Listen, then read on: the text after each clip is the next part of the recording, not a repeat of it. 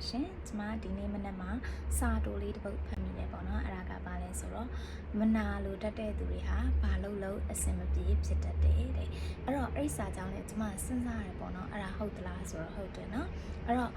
ကျမတို့ရဲ့လူမျက်လုံးနဲ့ကြည့်မယ်ဆိုလို့ရှိရင်အပေါ်ယံအနေထားရတချို့လူတွေကိုအောင်မြင်နေတဲ့ပျော်ရွှင်နေတဲ့စီစဉ်ဥစားတွေပြည့်စုံနေတဲ့စသဖြင့်ထင်ကောင်းထင်စရာရှိတယ်ဒါပေမဲ့အဲ့ဒီလူရဲ့ရင်ထဲမှာမနာလိုစိတ်ရှိနေတယ်ဆိုလို့ရှိရင်အဲ့ဒီလူကဘာဖြစ်လဲဆိုတော့ကိုယ့်ရဲ့မျက်လုံးနဲ့တာမန်မျက်လုံးနဲ့မမြင်ရတဲ့အတွင်းပိုင်းထဲမှာစိတ်ကမကြည်မလင်နဲ့အယမ်းပူလောင်ရတဲ့ဟာမျိုးတွေဖြစ်တယ်ဘယ်လိုမျိုးလဲဆိုတော့ဥပမာဖြင့်မနာလိုစိတ်ရှိတဲ့လူတစ်ယောက်ကကိုယ်အယမ်းကြိုက်လို့အိတ်ကလေးလှလှလေးတစ်လုံးဝေလာတယ်အဲ့ဒီအိတ်ကလေးကတကယ်လဲလှတယ်အသွေးရောင်လေးရောဘာ quality ရောဘာမှအပြစ်ပြောစရာမရှိဘူးဒါပေမဲ့ကိုယ်တိုင်းမှာမနာလိုစိတ်ရှိနေရဆိုလို့ရှိရင်ကြတော့အဲ့ဒီအချိန်မှာကိုမကြိုက်တဲ့လူတစ်ယောက်ပေါ့နော်ကိုမနာလိုနေတဲ့လူတစ်ယောက်ကလည်းအိတ်ကလေးတစ်လုံးသူလည်းဝေလာတယ်လွေလာတယ်ပေါ့အဲ့ဒါကိုမြင်တဲ့အချိန်မှာ compare လုပ်တယ်ရှင်းတာပေါ့နော်အဲ့တော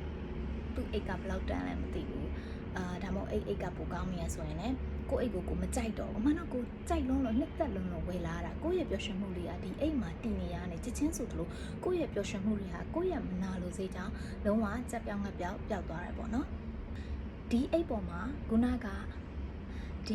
ာခုနကချစ်နေတဲ့စိတ်ကလေးတွေတွေ့တာနေတဲ့စိတ်ကလေးတွေပုံမှာရှိနေတဲ့အကြည့်တက်ကလေးတွေကကိုယ့်ရဲ့မနာလိုစိတ်ကြောင့်သူတစ်ပါးပေါ်ရောက်သွားပြီးတော့လုံးဝပျောက်သွားတယ်ကိုပျော်ရွှင်မှုတွေအရင်ဆုံးပျောက်ဆုံးသွားတယ်အဲ့တော့သူ့အိတ်ကမလှနေရင်လည်းစိတ်ကကဲ့ရဲ့ခြင်းနဲ့ကိုလိုက်ပြီးတော့တူပြိုင်ပြီးတော့ဝေတာလားတော့ကိုနဲ့အိတ်ထဲမှာဒီဇိုင်းစင်တူနေကြည့်ပိုတော့မှလောင်ကျွမ်းသေးရနော်အော်သူကငါလိုက်တူနေတာလိုက်ရှင်နေအမှန်တော့ကိုကလိုက်ကြည့်နေနေနောက်တစ်ခါကျတော့ကိုထက်တာနေလဲတာနေလို့ဆိုပြီးတော့ဒါကိုမှပူလောင်ရတယ်အဲ့တော့သူငါ့ကိုတမင်လောက်တာငါ့လိုက်ပြိုင်နေစသဖြင့်ကိုရဲ့တနေ့တာအာယုံနဲ့ကိုရဲ့ပျော်ရွှင်မှုတွေကြည်လင်မှုတွေအကုန်လုံးဟာသူတစ်ပါးစီမှာအာယုံတွေပို့လွတ်ပြီးတော့ကိုရဲ့ရင်ထဲမှာမီးတောက်ကြီးတစ်ခုထည့်လိုက်တယ်လို့ပဲကိုရဲ့ပျော်ရွှင်မှုတွေအကုန်လုံးကပျောက်ဆုံးသွားတယ်ဒီသဘောပဲပေါ့နော်အဲ့တော့ကျမတို့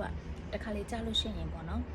ဒီလိုဖြစ်နေတဲ့အကြောင်းအရာတွေရဲ့နောက်ွယ်မှာဘာရှိလဲလို့မေးလို့ရှိရင်ကိုစိတ်မလုံခြုံတာရှိတတ်တယ်အဲ့တော့ကိုရဲ့အချိန်နဲ့ကိုရဲ့ဖြစ်တည်မှုတွေကိုတန်ဖိုးမထားတဲ့လူတွေတော်တော်များများမှာဒီပြဿနာလေးတွေရှိတတ်ကြတယ်ပေါ့နော်ကျမငယ်ငယ်တုန်းကကျမဖေဖေကပြောပြတယ်မနာလိုတဲ့လူတွေဟာဘာနဲ့တူလဲဆိုတော့မစင်ကိုကင်ပြီးတော့ပြစ်ပေါက်တဲ့လူနဲ့တူတယ်တဲ့။ဘာဖြစ်လို့လဲဆိုတော့ကျမတို့ကမစင်ကိုကင်လိုက်မယ်ဆိုရင်တစ်ဖက်လူပြစ်ပေါက်တဲ့အခါမှာတစ်ဖက်လူထိတာမထိတာနောက်ကိစ္စဒါပေမဲ့လောလောဆယ်မှာကိုယ့်ရဲ့လက်မှာဒီမစင်ကပေသွားတယ်။အရင်ဆုံးကိုကနန်သွားတယ်ပေါ့နော်။အဲ့တော့ဒီမနာလိုစိတ်ဆိုတာလည်းဒီသဘောပဲပေါ့နော်။သူများဒီဟာနဲ့ပတ်သက်တဲ့အကျိုးပေါ့နော်ကိုမနာလိုလိုက်လို့တစ်ဖက်လူကဘာဖြစ်သွားဒါကနောက်ကိစ္စအရင်ဆုံးတော့ကိုယ့်ရဲ့အကုသိုလ်ကိုယ့်ရဲ့မကောင်းမှုကိုယ့်ရဲ့စိတ်ပင်ပန်းမှုတွေအရင်ဆုံးကိုယ်တိုင်စပြီးတော့ခံစားရတယ်ပေါ့နော်အဲ့တော့မနာလိုစိတ်ဟာမကောင်းဘူးပြောရမယ်ဆိုရင်ကို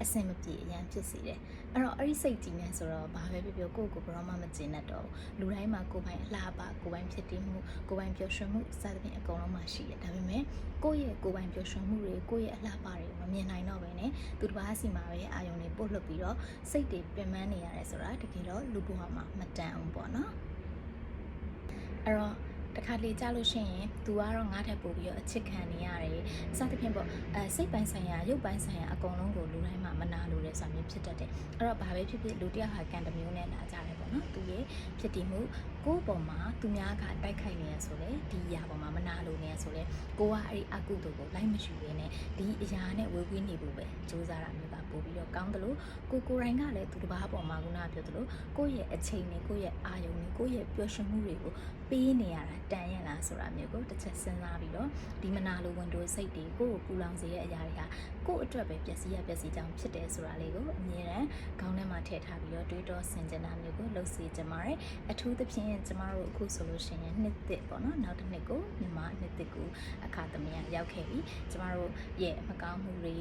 စိတ်အညစ်အကြေးတွေလူရဲ့စိတ်မှာထိခိုက်နာကျင်ခံစားခဲ့ရတာလေးတွေကိုနောက်မှချန်ထားခဲ့ပြီးတော့စိတ်သစ်လူသစ်နဲ့ဘသူပုံမှာအာယုံမထားဘဲနဲ့ထားခဲ့မယ်ဆိုရင်လည်းကောင်းသောအာယုံပဲဖြစ်ပြီးတော့ကိုရိုင်းပေါ်မှာပဲကိုစိတ်ဝင်စားပြီးကိုတီဆောက်ယူနိုင်တဲ့လူတွေဖြစ်ပါစေလို့ကျမကဆုတောင်းလိုက်ပါတယ်ရှင်အားလုံးပဲ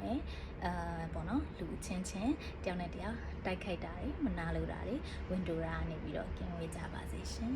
ကျေးဇူးအများကြီးတင်ပါတယ်ဘိုင်